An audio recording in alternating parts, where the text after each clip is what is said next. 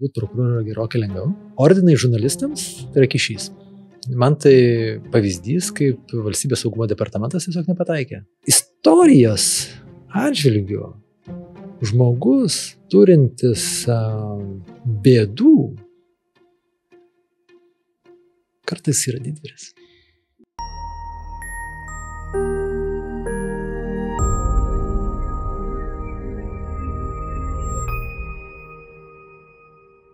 Sveiki, su jumis podcastų ciklas Teisės pulsas. Aš esu šio podcastų vedėjas, Evaldas Vinskutonis, o gyvenime esu renginio organizatorius. Galiu pasakyti, kad šis podcastas iš esmės yra subalansuotas labiausiai teisininkams, bet aš galiu pažadėti, kad mes tikrai dar jūs sudominsime ir tą platesnę auditoriją. Mano pašnekovas šiandien žmogus, kurį dažnai tenka matyti viešoje erdvėje, televizijoje, na ir ypatingai garsiausiose Lietuvos bylose. Tačiau retai galbūt susimąstome apie tai, kad kaip tas žmogus atėjo iki ten, kur yra šiandien.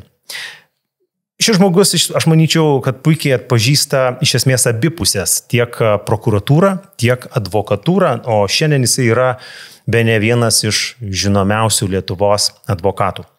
Tai kalbinu šiandien Giedrių Danielių. Labas, Giedrių. Sveiki. Aš turiu tokį pirmą paprastą ledlaužio klausimą. Kaip tavo kelias nuo valstybės kaltintojo iki gynėjo? Kaip formavo patį tave kaip teisininką ir kaip žmogų? Ko gero, kad labai stipriai. Tai prokuroru man teko būti jaunystėje ir tam laikui būdingas tam tikras maksimalizmas. Tai kai dabar iš dabartinės perspektyvos pasižiūriu į save jaunystėje ir į save prokurorą jauną, tai galiu pasakyti, kad aš dabar tokius vadinu talibanu. Tai labai pakankamai radikalus, maksimalistas. Ir tai be abejo formavo, nes kaip minėjau, nes tai buvo tas jaunas laikas ir buvo tokių galbūt mažiau spalvų, viską matai arba juoda arba balta, kas nesumistas prieš mus. Radikaliai. Tai buvo tokia labai radikaliai. Taip jau klostėsi, kad dirbant prokuratūrai teko dirbti padalinį, kuris toksai buvo kaip ir geriausias organizuotų nusikaltimų ir korupcijos tyrimo skyrius. Jis tai išsiskirdavo tokiu dar tokia, pavadinkim, didesnė kovotojų dvasia, tikėjimu, kad esam tėvos ne vieninteliai, kurie turim tą ir tiesos monopolį. Daug tokių dalykų jie iš tikrųjų formavo ir buvau radikalus. Po to galbūt darbo prokuratūros eigoje šiek tiek teko padaryti tą karjerą, būnant prokuratūros administratorium, turintas administracinės funkcijas. Be abejo, atsiranda daugiau spalvų, tai yra ir dėl funkcijų, nes tai, aišku, atsiranda tam tikros administracinės funkcijos, personalo valdymo, kanceliarinės, ūkinės ir visa kita, kur jau nebegali būti nei radikalus, negali būti nei talibanas. Tai aš noriu paklausti, ar čia asmeninės savybės, ar čia visgi yra, ar čia asmeninės savybės, ar visgi profesijos poreikis toks? Ne, aš manau, kad tai daugiau buvo profesinės savybės, bet nei dabar, nei tada mano darbas ar profesija nėra taip, kad turi labai atskirus registrus, kad štai padirbau 8 valandas ir po to esu visiškai kitoks žmogus, ten ar ne, užsidedi sijoną, peruką ir ten kažkur iškeliauju. Tai taip nebūdavo. Tai aišku, kad ir tuomet ir dabar profesinė veikla neabejotinai palieka antspaudą. Profesinė veikla be abejo neapsiriboja ten 8, 10 ar kartais ir 12 valandų per parą ir niekur nesitraukia. Tai tas galbūt radikalumas taip, nes tuo metu, kuomet jisai buvo, tai jisai daugiau buvo būdingas profesijai, aišku, ne asmeniam gyvenime, nes asmeniam gyvenime taip, tai buvo ir linksmų akimirkų, ir tokių ir padaužiškų, tai be abejo buvo, bet profesiškai tai buvo pakankamai radikalus. Ok. O kaip tas virsmas pakeitė tavo požiūrį į teisingumą, į patį baudžiamąjį procesą? Virsmas jau advokatu. Jo. Manau, kad išplėtė jį be abejo, manau, kad visiškai pakeitė, nes ir savo buvusią darbovietę, prokuratūrą ir tą visą teisėsaugos sistemą, tu matai visai iš kitos pusės, visai kitaip. Bendraudamas su klientais, manau, kad ir pats matau, kad nėra ten taip, kad yra kažkokie tai užgimę piktadariai, kurie nieko kito neveikia, kaip nusikaltimus daryti. Iš tikrųjų, daug prieš žmonės nukreiptų tyrimų yra susiję kartais ir ne visai tinkamų ten įstatymų taikymų, aš kalbu iš tos pačios ar prokuratūros, ar teisėsaugos kitų institucijų. Tai labai pakeitė. Kaip skirtingose pusėse iš esmės atrodė tas pats teisinis laukas tau, ar ne? Lyg ir apie tą patį, bet kai buvai vienoje ir kitoje pusėje, tai viskas kardinaliai skirtingai juk atrodo. Nes ir mąstyti reikia kitaip. Na taip, aišku, panašumas yra tas, kad bent jau aš savo darbo eigoje buvau tas prokuroras, kuris eina į teismą ir advokatas taip pat esu tas, kuris eina į teismą. Tai buvimas, dalyvavimas procese šitą mūsų veiklą šiek tiek sutapatina, nes vis tiek ten rungimosi taisyklės tą pačios, mes esame tos pačioje teismo salėje su tom pačiom taisyklėm, kur vadovauja teismas.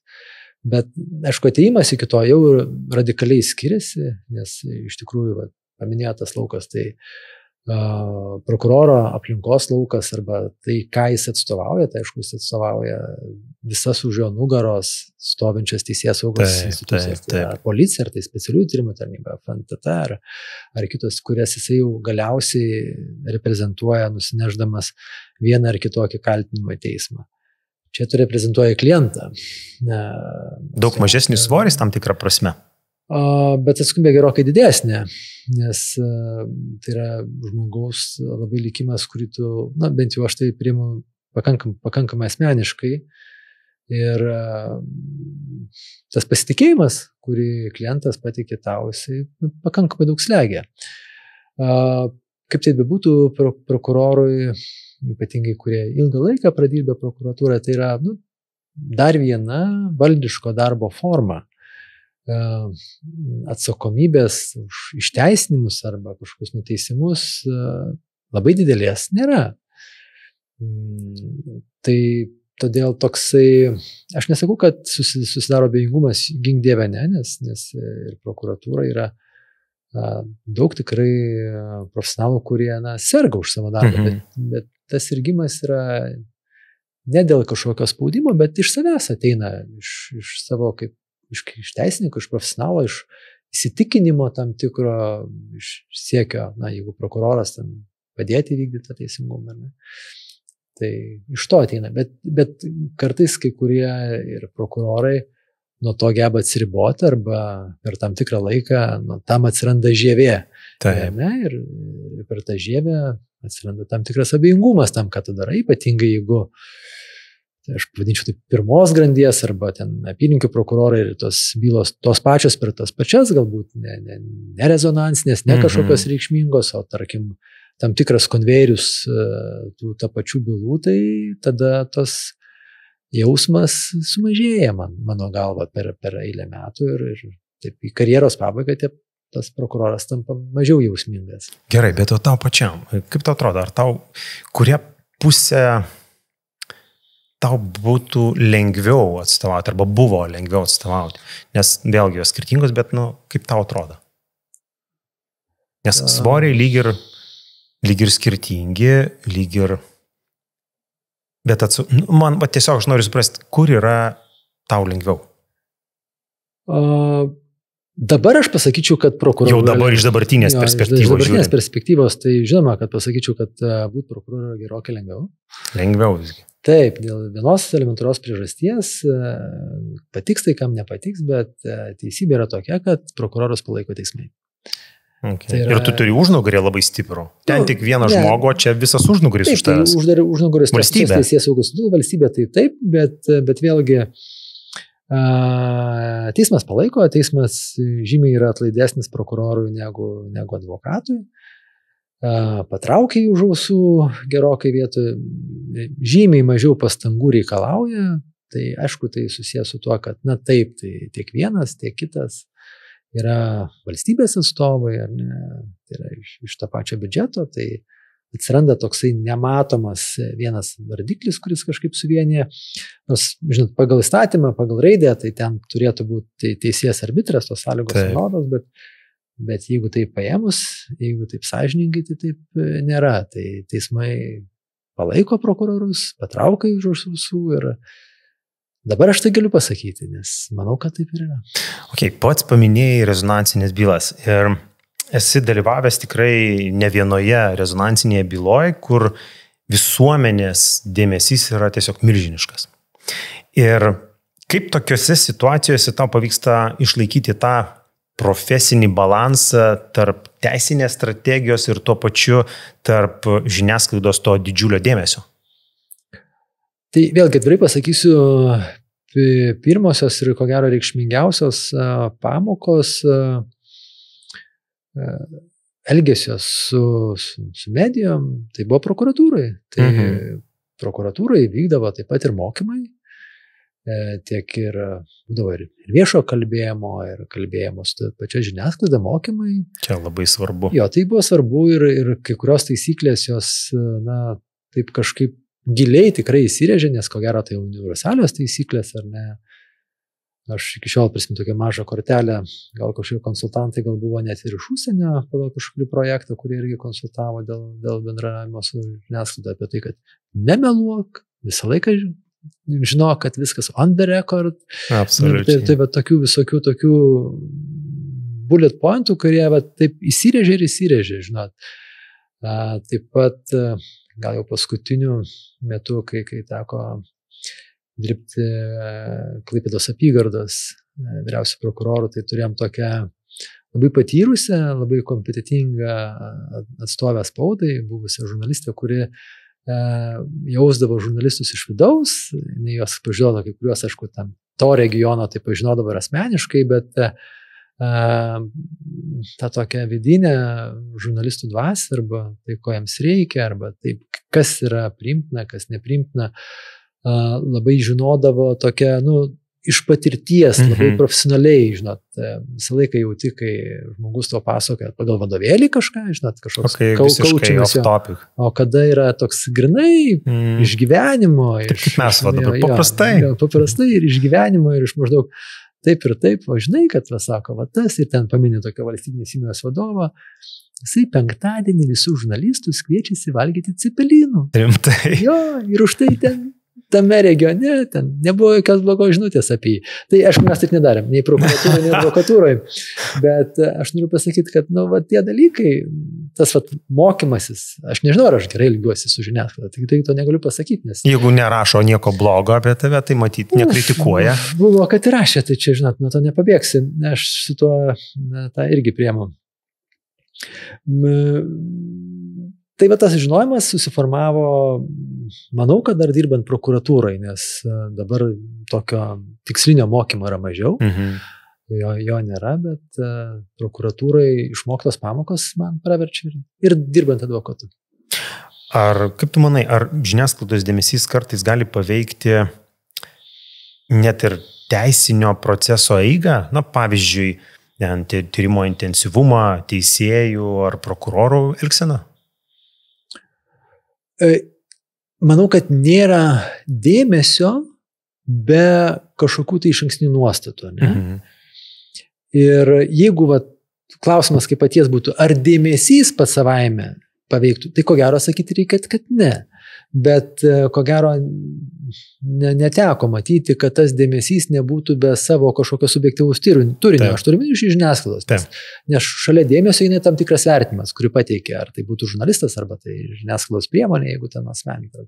Tai, o tas išankstinis vertinimas, arba toksai tarp eilučių, ar kartais ir tiesmukas, jisai daro poveikį, manau, kad ir Ir akivaizdu, kad palieka kažkokį poveikį teismams ir procesui. Bet čia gali būti dėl informacijos trūkumo visuomenėje. Ar ne? Nes kai visuomenė kaip yra, arba iš informacijos tos, kurios tik tais, vadinkim, rėmose turima,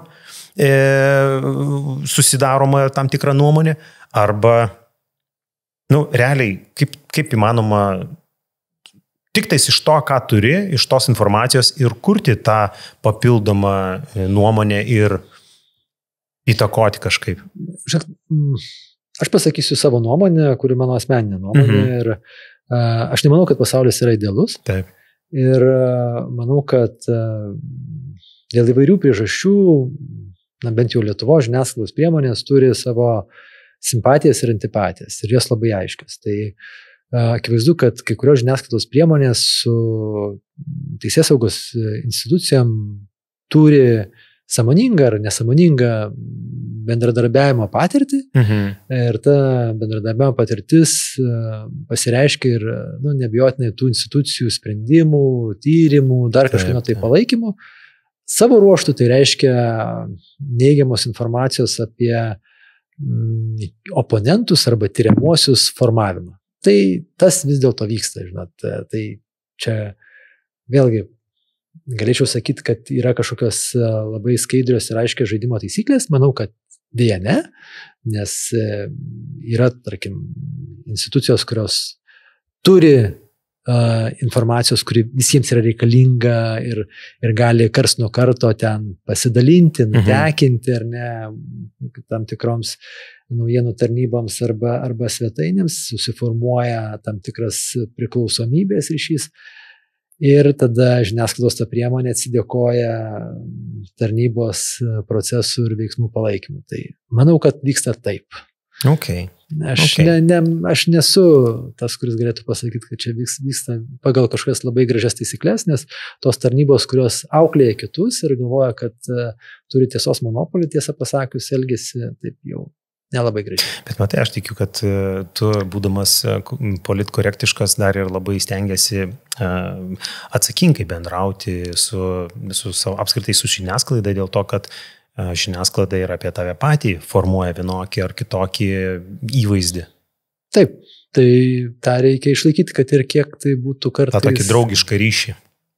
Ar cepelinais, ar tiesiog gražiom informacijos dozėm žiniasklaidai. Aš vis dėlto pasakysiu, ir mano vienas klientas yra pasakęs, kad ordinai žurnalistams tai yra kišys. Okay. Tai, manau, kad cepelinai yra kažkas tokio, tai kažkaip aš kol kas išvengiau cepelinų. Okay, supratau, bet manau, kad sutiksim, jog viešumas iš esmės yra neatskiriama bet kokios rezonansinės bylos dalis, dedamoji. Taip. Ir tavo paties pavardė tikrai nekartą buvo sieta su, tikrai įvairiom rezonansiniam bylom ir su tokiais procesais, tad labai norėčiau dabar apie tai labiau pakalbėti. Temedy – profesionalūs teisininkai, dirbtinis intelektas, teismų praktika. Giedriau, ką tau kaip advokatui reiškia atstovauti byloje, kur susiduria teisė, žurnalistika ir valstybės saugumas? Kalbu apie Daivos Ulbinaitės atvejį. Nes tai tavo atvejis. Jo, tai buvo labai didelė patirtis. Tikrai to rezonanso buvo. Manau, kad gera byla. Gera byla? Kuo? Iš advokato pusės gera byla. Bet, aš suprantu, tam tikros informacijos rėmose, ką tu galėtum labiausiai išskirti kaip tokios bylos advokatas, būdamas visiškai šalia to, net ne šalia, tu buvai tiesiogiai epicentrija tos bylos ir tu buvai, tas žmogus, kuris gynė žmogų, kurį kaltino tikrai labai svarbiais valstybės paslapties atskleidimo reikalais. Tai tiesiog man tai pavyzdys, kaip valstybės saugumo departamentas tiesiog nepataikė. Nepataikė? Nepataikė. Aš manau, kadangi jau čia išnagrinėta ir jau senai praėjo visi laikai, tai nemanau, kad tuometinė saugumo departamento vadovybė tikėjosi pataikyti tuo metu reikšmingą postą užimantį politiką ir inicijavo tokį ikiteisminį tyrimą ir nepataikė, nes tas politikas, jeigu aš neklystu, tą reikšmingą tyrimo dieną apskritai buvo išvažiavęs iš Vilniaus ir nepakėlė ragelio, tai negalėjo tos valstybės paslapties nei pamatyti, nei kažkam atskleisti. Ir tada tyrimas nuėjo visiškai netikėta linkme ir jau tyrimo eigoje buvo visiems nebepatogu.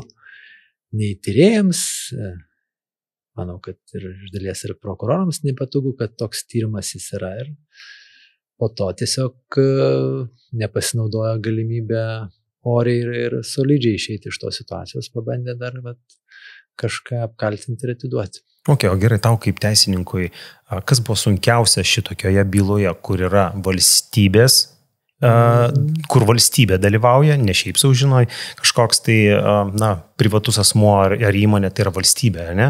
Ir kaltinimai yra tikrai labai tokie stiprus. Ką tau tai pačiam reiškia, kaip tu pats jauteisi kaip advokatas, kuris pateko į šitą sūkurį? Nebijojai? Oi, ne, tai nebuvo kažkokia labai baisi situacija. Tavo akimis, žiūrint, žinai, su didelė patirtimi. Tai nebuvo tikrai baisi situacija. Galbūt mačiau, kad valstybės saugumo departamentas gal kiek sureikšmina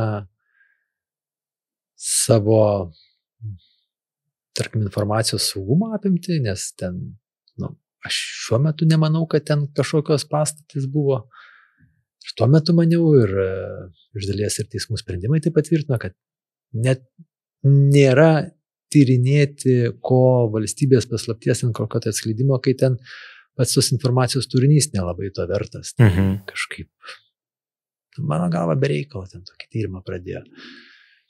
Tai va. O kitas buvo dar toks ir buvo keistas jausmas, nes nuo pat to dar tyrimo pradžio žinojau, kad prokuroras eis iki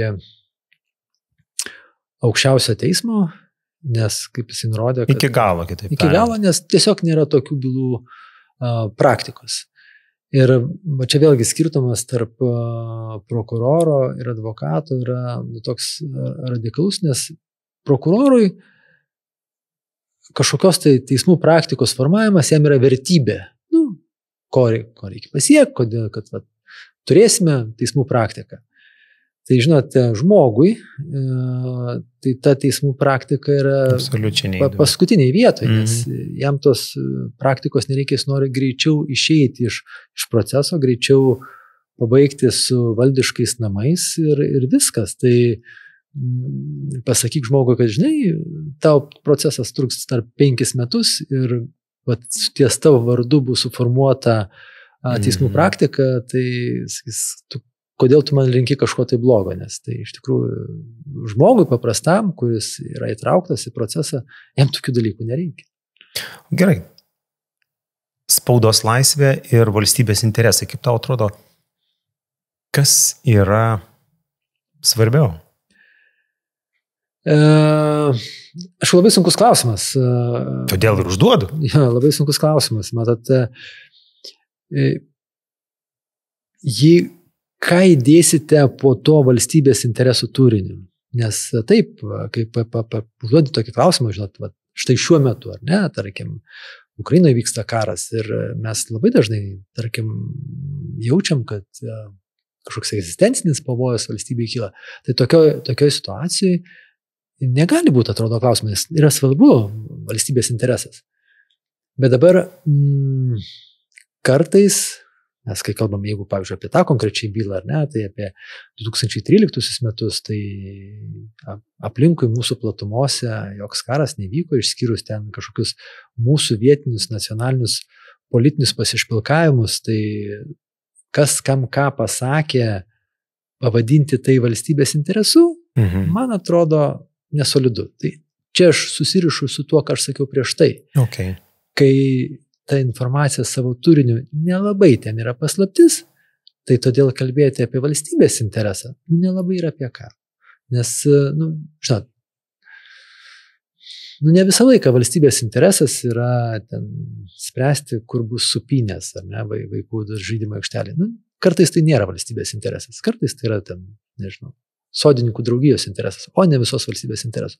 Ne visi reikalai gali būti pakeliami iki valstybės intereso lygio.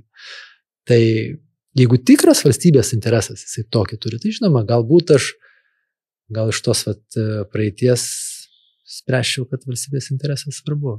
Bet čia mes gyvenam dabar, ar ne? Vis tiek fone jaučiam ir tą pačią geopolitinę padėtį. Taip. Valstybėje kažkokių kartais iškyla tokių egzistencinių dalykų, tai lyg tai svarbu valstybė. O Lietuvoje kiek yra lengva peržengti tą ribą, kai norima nutilti iš esmės informacijos sklaidą visuomeniai? Yra galbūt praktikos kažkoks, ar tai yra tiesiog tavo nuomonė, ar ne? Ant kiek tai yra trapu? Manau, kad lengva.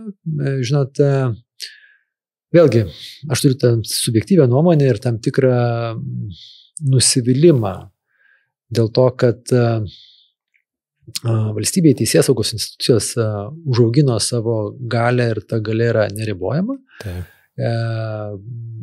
Kartais ten gali bravūriškai pasakyti, kad mes kažkiek esame supanašiai Baltarusija, bet ne ta prasme, kad yra kažkoks politinis laukas labai suvaržytas. Aš daugiau kalbu apie tai, kad teisėsaugos institucijos turi didelę labai galę ir nutiko taip, kad politikai nebeturi gebėjimų kontroliuoti, paprašyti ataskaitos, atsiskaityti tos teisėsaugos institucijų. Ir tada tas galios monopolis yra tikrai pasislinkęs į teisėsaugos institucijų pusę. Ir jie yra šiek tiek nekontroliuojantis ir dominuojantis mano galva. Tai čia tokį turiu nusivylimą ir skepsį dėl mūsų tokios teisinės sistemos krypties apskritai. Jeigu dar truputėlį grįžti prie Ulbinaitės istorijos, iš tos istorijos, iš tos bylos rėmų, ar ne, žiūrint, kas yra ta valstybės paslaptis, o kas visgi ta visuomenės teisė žinoti daugiau, negu yra deklaruojama? Kiek galima atskleisti, ne, kažkokios informacijos? Ten jeigu pasakyti formaliai, tai yra valstybės tarnybos paslapčių įstatymas, jis numato ten kriterijus ir ten tą informacijos pobūdį, kas yra. Tai vienas iš mūsų gynybos argumentų ir buvo, kad toje informacijoje ten nieko nebuvo tokio verto valstybės paslapties. Apie antrą jūsų klausimo dalį, tai reikia pasakyti, tokio argumento mes niekad neteikėm, nes pozicija buvo, ir teismai tą nustatė, kad Daiva Ulbinaitė ėmėsi žygių ir veiksmų, kad informacija pasiektų visuomenį. Tai, tarkim, nebuvo taip, kad Ulbinaitė nekalta, nes visuomenė turi teisę žinoti. Taip. Nes, ir teismai nustatė, kad nėra duomenų, kad Ulbinaitė kažkokius žingsnius tos padarė. Ne? Tai, kad ten ta visuomenė kažką sužinotų. Bet vėlgi, jeigu yra tikra valstybės paslaptis, jinai tikra valstybės paslaptis. Pavyzdžiui. Labai puikus pavyzdys, šiomis dienomis, ar ne, įvykęs susirašinimas signalas tarp aukščiausių Amerikos vadovų. Taip. Puikus pavyzdys, ar ne? Ir jeigu atkreipi dėmesį, žurnalistas padarė tokį tikrai valstybinį darbą, jisai ne visą susirašinėjimą parodė, ne? Nes ten, ko gero, ten buvo ir taikiniai su lokacijom dar. Kitas dalykas, po tam tikro laiko, kada jau ta informacija prarado aktualumą, taip toliau. Tai vienareikšmiai, tokios informacijos šiaip visuomenė turėtų nežinoti. Nes tai yra, iš tikrųjų, kelia grėsmę ir žmonėms. Įsivaizduokite, jeigu žurnalistas online viską būtų iš karto ir online maždaug ir parodęs dar, iš kurio čia laivo mes čia atakuosime. O gal čia jisai tiesiog bijojo tam tikrų asmeninių pasiekmių? Iš savo srities, iš vadovybės, vyriausybės ir kitų institucijų. Taip, jos visiškai galėjo kilti, nes žmogui, jeigu jisai sužino tą valstybės paslaptį, net jeigu jis yra neįspėtas, bet puikiai supranta, kad tai yra tikrai valstybės paslaptis. O jeigu aš to nesuprantu? Giedriu, aš nesuprantu, aš gavau paimkim pavyzdį Trumpo, ar ne? Aš žurnalistas, gerai, aš esu žurnalistas, susipažinęs tam tikrais dalykais, bet, aš nesupratau, kad tai yra valstybės paslaptis, nes aš nesu galbūt tos ryties žmogus, aš nežinau, kad čia gali būti. Tarkim, apsimeskim, ar ne? Ir kuo tai grėstų man, paviešinusiam pilną informaciją, kuri pasirodytų būtų... Aišku, nepasakysiu aš apie Amerikos reguliavimą, bet Lietuvos... Mūsų atveju tikrai atsakomybė už valstybės paslapties atskleidimą tikrai grėstų, nes, supratimas ar nesupratimas jis yra ištiriamas ir vienaip ar kitaip įrodomas, tai jeigu tai yra tikrai kariuomenės konkreti bazavimosi vieta, iš kurios bus atakuojamas priešas, visi sveiko proto žmonės turintis, suprantantis, kad tai yra tam tikras karo veiksmas ir kareivių karo. Čia labai tokį pavyzdį patyrė. Toks pavyzdys, tai čia manau, kad sulauktumėt atsakomybės. Bet jeigu aš sakyčiau, tikrai, aš nesuprantu, kaip dabar, nežinojau, kaip dabar. Ar čia visgi galioja ta, kad nežinojimas nežinojimas neatleidžia nuo atsakomybės? Tas tikrai galioja, bet, žinot, būna tokių pilkų vietų. Štai jūs pažiūrėjot kokį tai rusišką YouTube, kur kažkas, kadangi to pilno vaizdo yra, nepagarbiai kažkaip atsiliepia apie mūsų kokią nors politiką, sako, gal pasipraeitis ten kažkokio komunistinė ar dar toliau, ir jūs tą atkartojate. Komunistinė praeitis. Ar čia paslaptis ar nepaslaptis? Nes jūs tai išgirdote iš kažkokių tai ir žinote, kad tas naratyvas galbūt bus paleistas pas mus į politinį lauką. Ir tuo bus bandoma diskredituoti tą politiką. Tai čia paslaptis. Jeigu viešai prieinama informacija. Viešai prieinama informacija.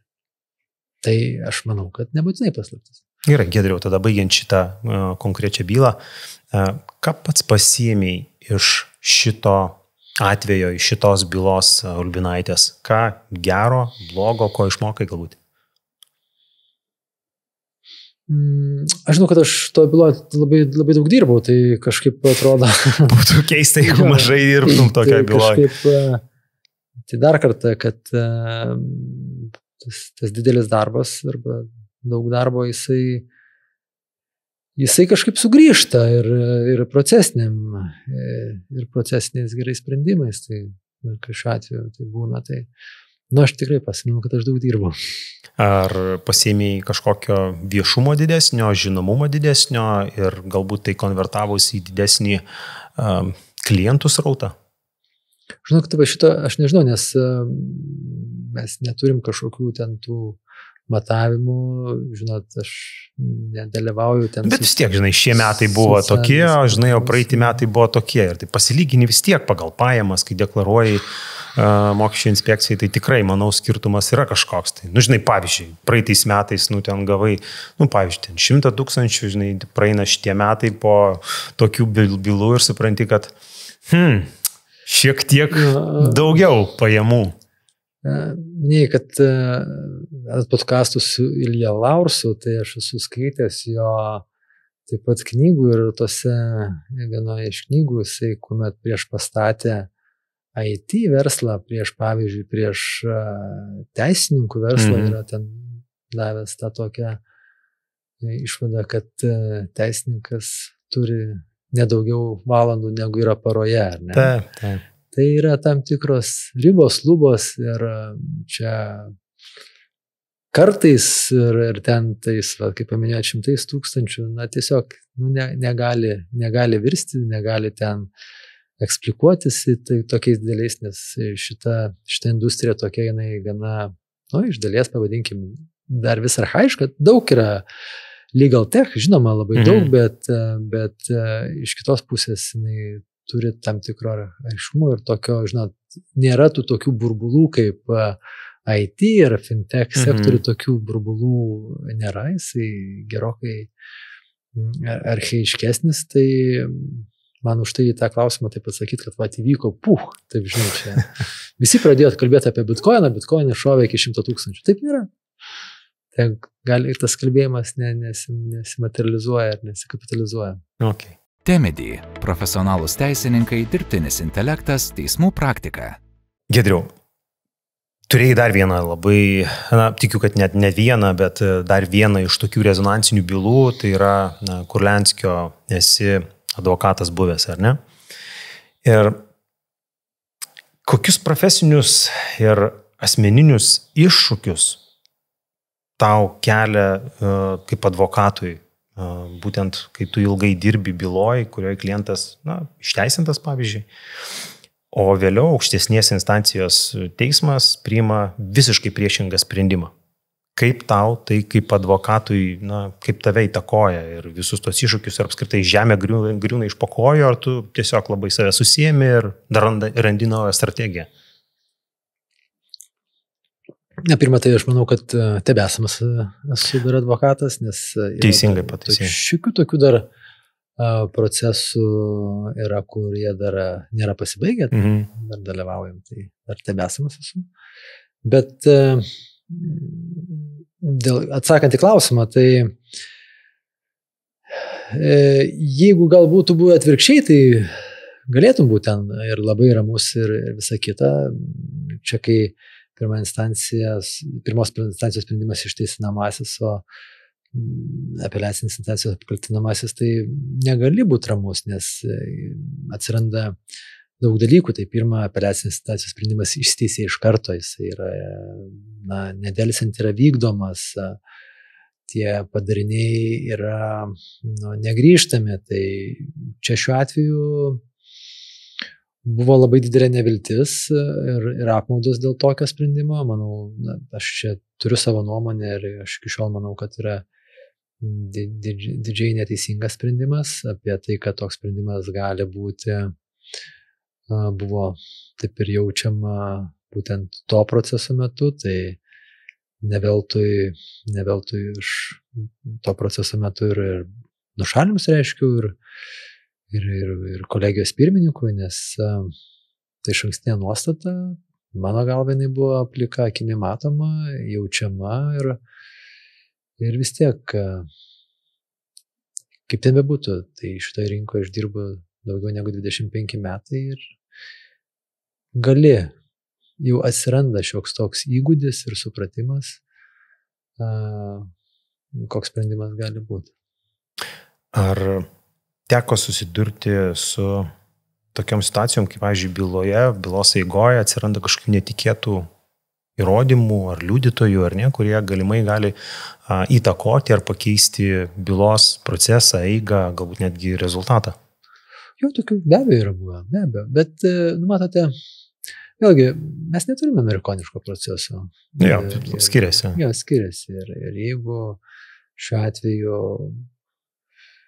teismas nori patraukti prokurorą už ausų, jį palaikyti, tai ten gali, atrodo, ištraukti ten geležinius liudytojus ir ras būdų, kaip jį apeiti ir pasakyti, kad ten čia gal nereikšminga, čia tas nereikšminga ir taip toliau. Bet sugrįžtant prie to paties, tai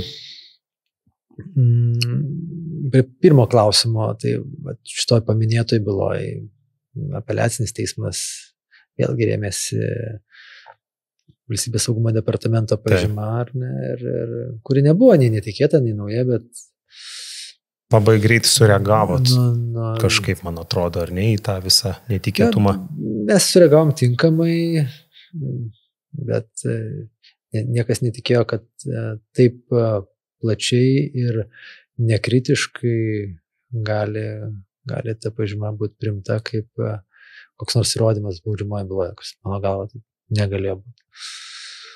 Ok, o kaip iš esmės koreguoji tokiais atvejais, ar tu kaip šachmatų žaidėjas, tu numatai kelis žingsnius į priekį, ar visgi, jeigu matai, kad prasileidai kažką tai, arba, kas nuo tavęs nepriklausė byloje, ar ne, netikėti kažkokie nauji dalykai, kaip tu perstrateguoji visą savo gynybinę poziciją. Aš suprantu, gal negali galbūt atskleisti tam tikrų savo know-how dalykų, bet jeigu pasidalintum, būtų labai smagu suprasti labiau tave kaip teisininką, kaip žmogų ir kaip advokatą, ypač tokio pobūdžio rezonansinėse bylose. Tai aišku, ko gero, pagrindinė užduotis kaip advokato, bet aš suprantu, kad nereikia suprasti mano tų žodžių pažodžiui, tai stumti į teismą šiuo atveju, nes teismas priema sprendimą stumti teismą į tokią padėtį, kad jam būtų kuo mažiau komforto priimti jo numanomą, tokį, kaip sakant, sprendimą, kad negalėtų link jo eiti kažkaip tai. Tai čia ko gero ta pagrindinė taktika, bet aš įsivaizduoju, kad visi gynėjai tai panašiai daro, galbūt kitaip tai vadina, bet aš tai vadinu, kad tam teisėjui, jeigu esi gynėjas, tai kad nebūtų to komforto priimti tokį kažkokį apkaltinimą sprendimą. Čia mes visą laiką kalbam, tarsi advokatas dirba tik tai gynėjų, tai mes praleidom tokią didelę dalį, kad advokatas nemažai būna ir nukentėjusių atstovas arba civilinio ieškovo atstovas, kada taip pat tada tavo veiksmas yra toks, kad panašus beje labai su prokuroru, kad kažkaip statyti teismą į tokią padėtį, kad nepriimtų kažkokio išteisinamo sprendimo. Tai kaip tai pavadinsi? Tai vienas dalykas, profesiškai esi suinteresuotas dėl savo pageidavimo sprendimo, arba kitaip tariant, esi suinteresuotas, kad nebūtų priimtas nepageidavimas sprendimas. Tai aš galbūt tą fokusuoju tą antrąją pusę. Tai, tu esi labiau tokio centro pozicijos, ar ne, kad ir avis sveikos būtų ir vilkas sotus. Vis tiek norisi ir savo odos, savo skūros prisižiūrėti, bet to pačiu norisi geriausio rezultato ir savo darbo rezultatuose. Taip žinoma. Okay, matot, vėlgi, čia yra galbūt dėl to, kad aš to industrijai, kur dirbu, tai jeigu taip jau būtų viskas gražu ir pagal principus, tai ypatingai gynėjui atradus ir pagrindus abejonę to pakaktų, nes mes ten žinom, beyond reasonable doubt, ar ne, ir ten į visos abejonės kaltinama naudai, tai dėl to tokia yra logika, nes tas įrodymas turėtų būti, įrodymėjimo našta turėtų kristi prokurorų. Bet vėlgi, čia ir daugiau įstatymo dvasia, kartais gynyba ir pačiam tenka būti pakankamai proaktyviam ir visa kita, ir po to vis tiek gauni tokį pasakymą, kad gynyba neįrodė arba gynyba nesugebėjo ten pagrysti, nors tiesą pasakius, nieko aš neturiu pagrysti. Taip. Nieko man reikia pagrysti, bet netgi normaliuose sprendimuose sako, ne, gynyba nepagrindė savo tų teiginių. Neturiu aš pagrysti, prokuroras turi pagrysti, bet tebūnie taip kaip yra. Bet aš suprantu, kad iš tikrųjų daug labai yra tų perspektyvų apskritai tavo darbe, ar ne, tu praktiškai, galbūt aš klystu, pataisyk, bet teisininkas arba advokatas šiuo atveju yra tikrai kaip geras šachmatų žaidėjas. Čia tiek žingsnių reikia strategiškai apžaisti. Aš, pavyzdžiui, buvau ir esu iki šioliai fanas didžiausias tokio serialo Suits. Tikriausiai, nežinau, advokatai, teisininkai irgi šį serialą žiūrėjo arba žiūri ir man jisai palieka tokį įspūdį, kur tu supranti, kiek ten yra daugybė tų kampų, kiek reikia žiūrėti priekį, kiek ten reikia, povandeninių srovių viso apžaisti ir panašiai. Bet toks ir yra tavo darbas. Manau, kad iš dalies taip. Toks pats kaip filmuose, sakykim. Ne. Ten gal biški suherojinta, ar ne? Filmus mes žiūrime amerikoniškus, tai ten viskas yra... Principas, aš apie principus labiau kalbu. Bet ir vėlgi, net ir jeigu kalbant tą darbo dalį teisme, tai dar gali būti, yra kažkokios, pavadinkim, ten žaidimo taisyklės.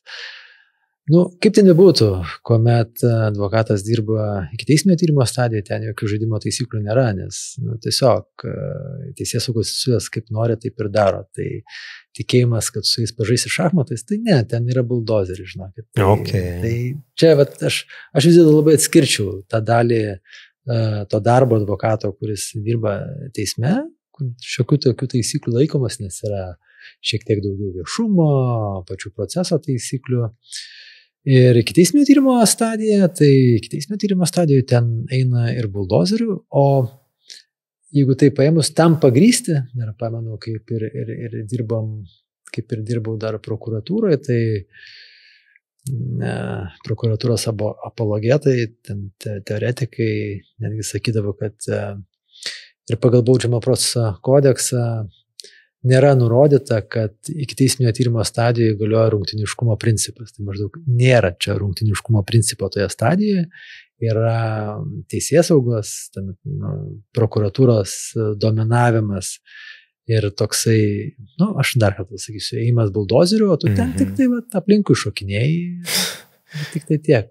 Ir bandai pataikyti tuos rėmus. Tai čia nereikia, manau, kad nereikia turėti lūkesčių. Aš kartais jaučiu, kad yra, kaip minėjai, tai ir klientai kartais galvoja, kad čia pasisamdysiu advokatą, jisai ikiteisminiam tyrimė padarys tada ten tas turės taip reaguoti, kažką daryti. Ta prasme, turi minti, kad klientas ateina jau pats galvoja strateguodamas, kaip teisininkas prisižiūrėjęs tų filmų. Jo, kad advokatas galbūt čia ikiteisminio tyrimo stadijoje kažką sustrateguos, kažką pasakys.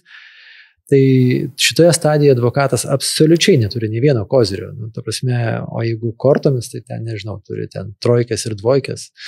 Jeigu dvejetus, trejetus, tu žaidi prieš damas ir karalius. Ok, bet įmanoma laimėti. Strategiškai gerai sudėliojęs, ar čia jau yra didelės komandos darbas, ar čia yra, nežinau, genialumo klausimas, ar sėkmės. Kartais reikia pripažinti, tai yra fakto klausimas iš tiesų. Bet jeigu ten yra užsispyrimas ir išankstinis nuostatas, tai nelabai net įmanoma. Jau kartais yra į priekį, jau tu matai kartais, kai jau yra nulemta. Tiesiog reikia ateiti, sulaukti to ten teismo ir pasakyti.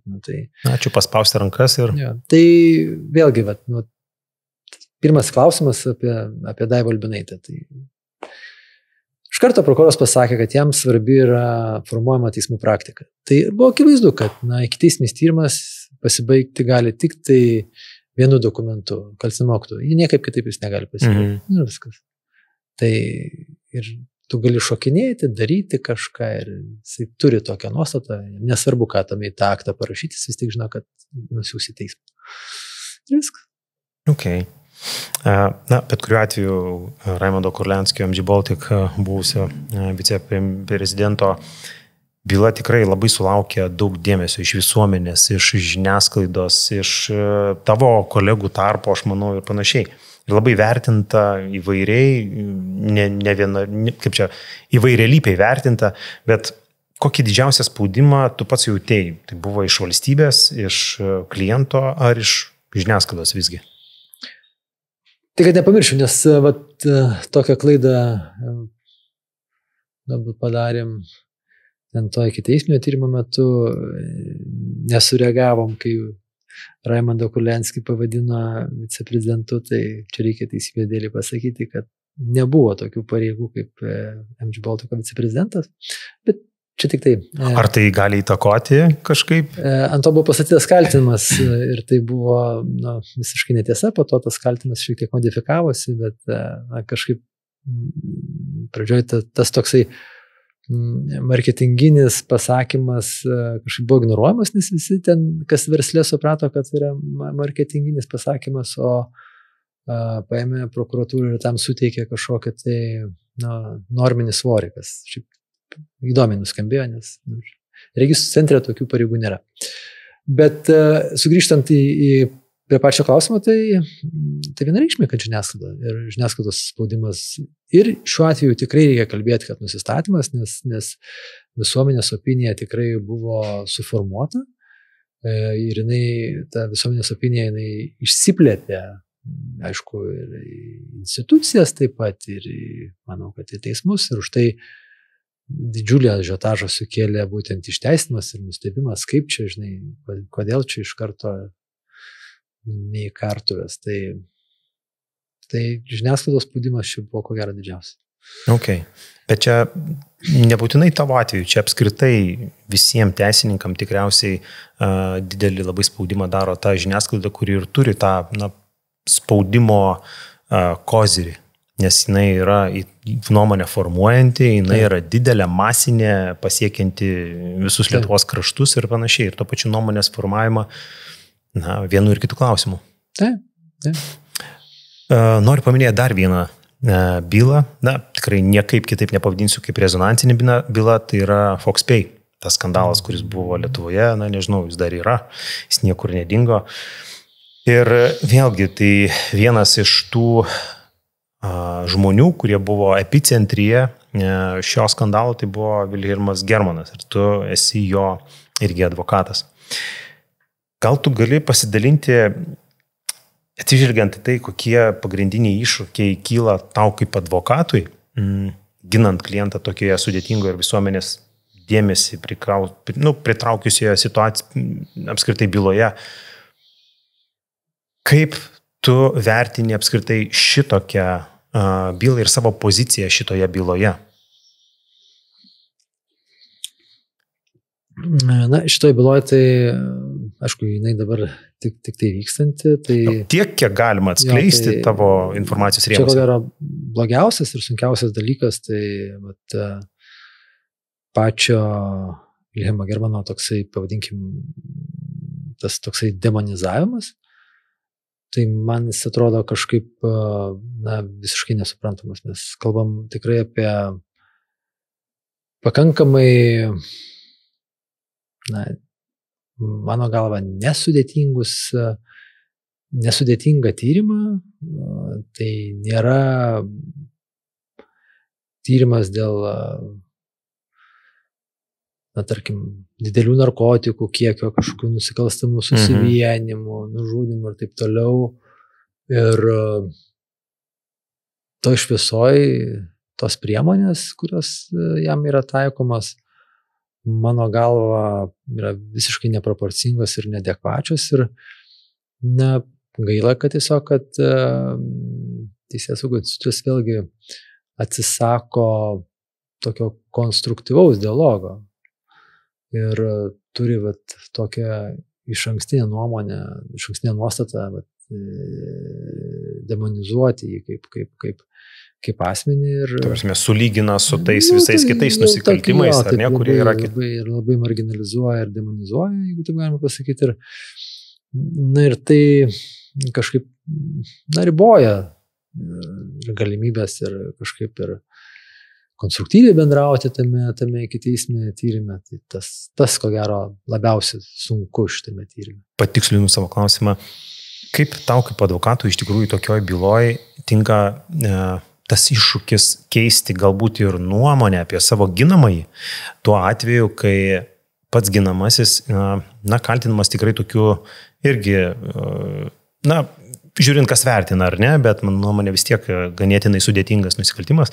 Klausimas, kaip tau yra lengva, sudėtinga, kaip tu performuoji arba perbrandini tą žmogų ir parodai visuomeniai jį arba teismui jį kitokiose šviesose. Jeigu taip, žinot...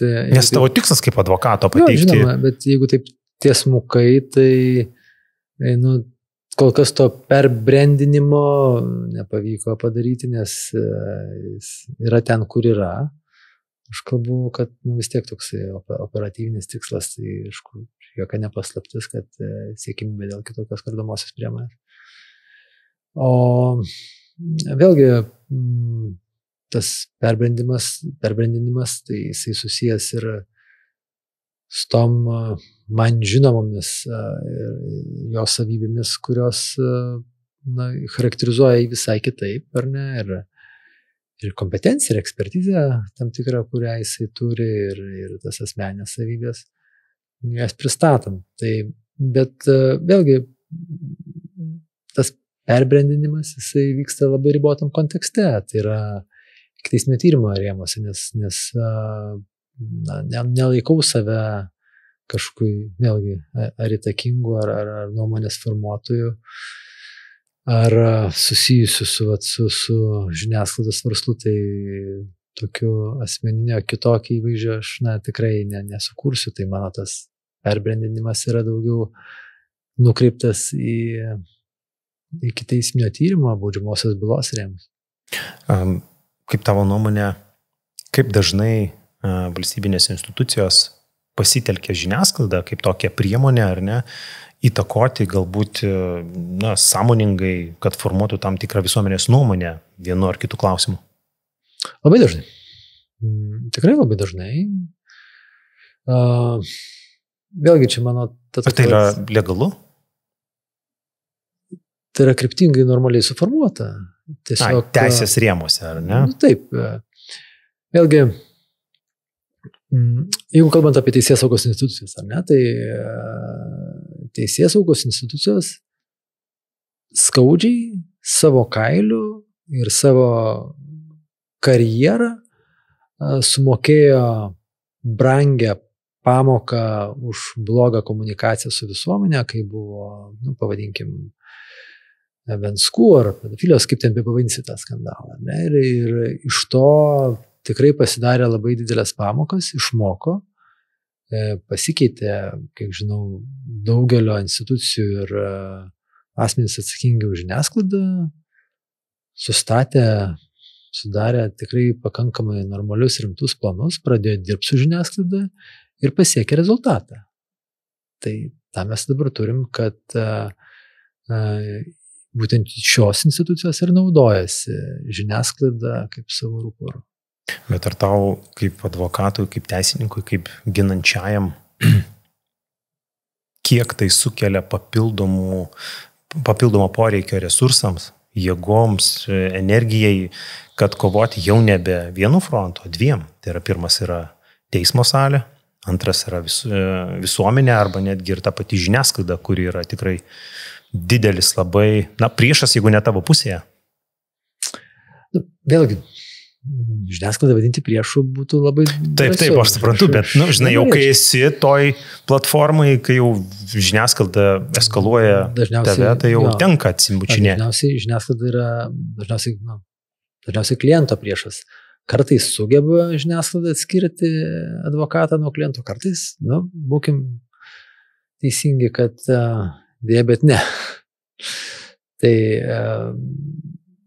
Tai iš tikrųjų tai prideda pakankamai ir to krūvio daugiau ir jeigu yra galimybių, tai ir su klientais kalbamės, kad reikia ir tokių tikrai buvo ne vienas ir ne du tokie tyrimai, bylos, kai būtų gerai, kad komandoje, gynybos komandoje būtų ir viešųjų ryšių specialistai, nes kai kada tu ne visą laiką gebi ir moki ištransliuoti žinutės, kita vertus, aš nesu tas, kuris turi kanalus, kurie ištransliuoja. Aš pats, kaip jau sakiau, aš nesu ten aktyvus socialiniuose tinkluose, nuomonės neformuoju, tai ir neviešinu ten savo asmeninio gyvenimo, pro kurių galėčiau prakišti kažkokią tai reikiamą nuomonę, tai to nedarau.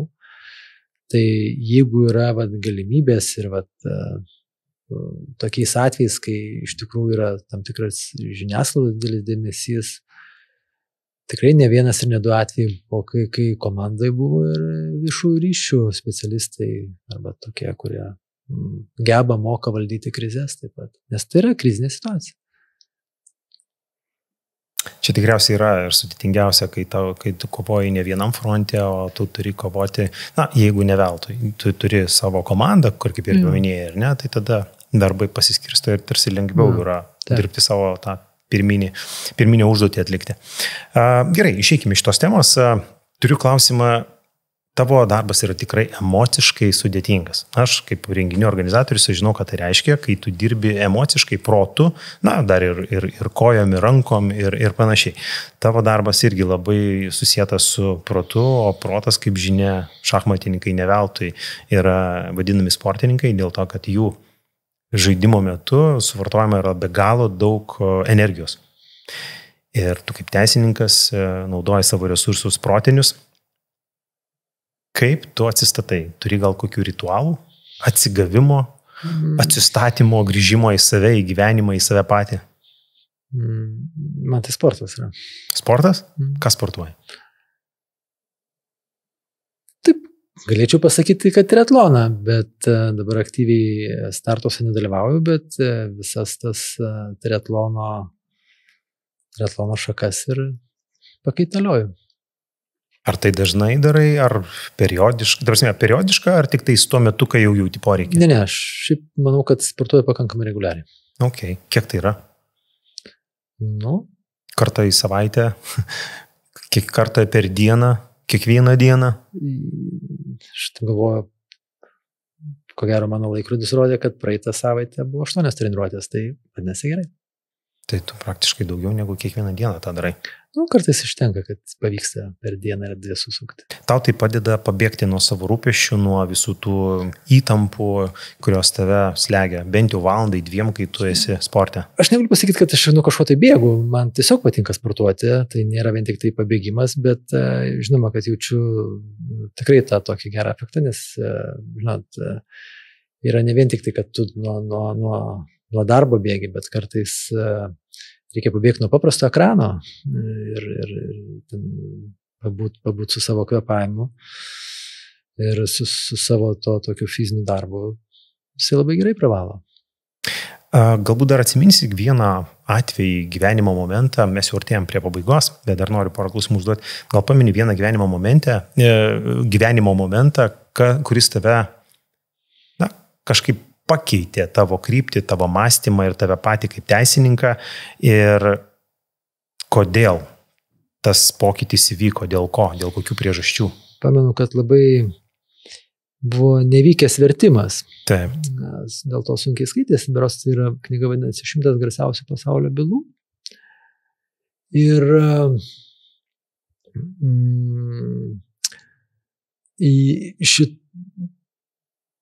iš šitų 100 bylų, aš dabar taip imties nepasakysiu, bet iš tų 100 bylų gal tarp 60-80 atvejų žmonėms, kuriems grėsė baudžiamoji atsakomybė vienoje ar kitoje jurisdikcijoje ar valstybėje, po to buvo statomi paminklai, jų vardais vadinami gatvės, miestai, tai čia, žinot, Mahatma Gandhi Indija teisė ir persekiojo, ar ne? Po to jisai tapo Indijos tautos tėvu, Solženicyną teisė, o jisai dabar vienas iš garbingiausių žmonių, visus garbingiausius Airijos patriotus, kuomet kilo nepriklausomybės idėjos, Didžioji Britanija teisė, žinot, tą pačią Žaną Dark nuteisė, ar ne, jeigu taip sugrįžtant į dar labiau istorinius laikus. Ir nepaisant to, kad toje knygoje buvo toks ypatingai blogas vertimas, bet tą knygą paskaičius tokia mintis užvaldė, kad niekas neatsimena Solženicyno bylos prokuroro. Ir niekas neatsimena, koks prokuroras buvo Mahatmos Gandhi byloje, ar ne? Niekas neatsimena, kas persekiojo Airijos patriotus, kurie, tarkim, irgi kovojo prieš karalienės Viktorijos valdžią, bet tuos asmenys atsimena. Tai aš vienam labai puikiai žinomam asmeniu, kurį taip pat gyniau, tą knygą su panašiu įrašu ir padovanojau, kad taip pasakydamas, kad istorijos atžvilgiu žmogus turintis bėdų kartais yra didvyris. Kaip kartais? Kartais yra didvyris. Okay. Ir didžiąją dalimi. Ir nežinau ir nenoriu spėlioti, bet jeigu reikėtų, tarkim, pabandyti lažintis, kam didesnė tikimybė, kad bus pastatytas paminklas ar prokurorui palaikiusiam kaltinimą tarkim, to pačio paminėto Kurlianskio byloje ar Kurlianskio, tai manau, kad Kurlianskio didesnė tikimybė sulaukti paminklą negu prokurorui, kuris tą bylą sukurpė. Vien dėl to, kad jisai yra, pagrindinėme epicentryje ir kaip kaltinamasis, bet to pačiu aptariamasis ir daug visuomenėje pavardė kotiruoja. Tiesiog kartais tai parodo, man vėlgi toksai sugrįžimas ateina į mano studijų pirmą kursą, kuomet tuometinis dabar jau amžinatelis dėstytojas bandė pasakyti, sukurti savo asmeninį teisės apibrėžimą, nes tų teisės apibrėžimo daug. Filosofai, ten teisininkai iškilus bando apibrėžti, kas tai yra teisė, yra įvairiausios mokyklos panašiai. Ir mums dėstytojas, jisai tame apibrėžime kaip vieną iš dėmenų naudojo, kad yra dominuojančios politinės jėgos, valios išraiška. Tiksliai nepasakysiu to viso apibrėžimo, bet jisai tą parodė. Kitaip tariant, tam tikrų metų prokuroras yra tam tikros politikos vykdymo instrumentas. Okay. Ir nebūtinai ta politika atlaikys laiko reikalavimus. Okay. Nes, vėlgi, kažkas prieš kokią 40 metų palaikė valstybinį kaltinimą bylose dėl spekuliavimo. Bet dabar verslininkai yra, ar ne? Yra tie patys spekuliantai. Tie, apie kuriuos rašo knygas, o ne prokuroras, kuris palaikė knygas. Vėlgi, kažkas prieš 50 metų taip pat toje pačioje Lietuvoje palaikė valstybinį kaltinimą bylose dėl vyro santykiavimo su vyru. Bet dabar, ko gero, jisai tuo pasigirti negalėtų, nes būtų pripažintas kaip... Ir laikmečio klausimas, ir požiūrio perspektyvos klausimas. Visą tai takoja. Tai man tai labai, vėlgi... Aš mintį supratau labai aiškiai. Tave labai pakrypė, tu kaip žinai, kaip ta upė teki ir tavo kryptį pakeitė viena knyga. Jo, požiūrį. Požiūrių. Taip, kad tas visas valstybinis pyktis ir kartais netgi pavadinsi valstybinė isterija, istorijos egzaminą neišlaiko. Ok. Aš to paskutinį tada klausimą užduosiu. Šį podcastą žiūri, esu įsitikinęs, ne tik tai teisininkai, ne tik žmonės, kurie nesusiję su teise, bet ir tie žmonės, kurie ketina galbūt tapti teisininkais, advokatais, galbūt net ir prokurorais. Kokį vieną patarimą duotum tam jaunam besirenkančiam šią profesiją žmogui? Tai vat ir linkiu, sugrįžtant prie to, kad tose ateities knygose apie garsiausias bylas netektų būti vardintų kaip tiesiog didelės klaidos vykdytojų arba sumanytojų. Ok. Ačiū tau labai už visas mintis, už tai, kad pasidalinai savo įžvalgom ir bylose, ir asmeninėse įžvalgose ir panašiai. Šiandien kalbinau Giedrių Danielių, tai teisininkas, advokatas ir savo srityje, teisės srityje tikrai žinomas asmuo. Giedrių, mes dar turime tokią dovanėlę. Taip patogiai ją duosiu. Temidi.lt portalas dovanoja tau tokį krepšelį su pagrindiniam dovanom. Labai kviečiame naudoti ir pasinaudoti Temidi platformą. Tikiuosi, kad esi matęs, pats buvai, gal esi jau ir kviečiame naudoti. Ačiū, kad esi. Na ir labai dėkočiau, jeigu jūs paspaustumėte 2 mygtukus. Pirmas tai yra like mygtukas, kuris padės šitam podcastui, šitam epizodui pakilti aukščiau, tai pamatys į daugiau žmonių, daugiau sužinos, daugiau gaus vertės. Na ir jeigu norite nepraleisti daugiau informacijos, daugiau įdomių istorijų iš teisininkų gyvenimo, paspauskite mygtuką, kad užsiprenumeruotumėte šį YouTube kanalą Teisės pulsas. Labai noriu padėkoti. Na, o jeigu turit klausimų, taipogi galite parašyti komentaruose. Mums, būsimiem pašnekovam, gali taip pat pasiūlyti ir savo pašnekovą arba temą. Labai lauksim jūsų žinučių. Ir viskas. Kviečiu dar apsilankyti į Temidi.lt. Tai yra platforma tikrai skirta teisininkams ir tiems, kurie aktualu įvairūs teisiniai klausimai. Ačiū, kad esate, ačiū, kad žiūrit ir palaikote. Mes kūrime turinį dėl jūsų. Ačiū, aš esu Vinskutonis Evaldas ir iki kito karto. Iki.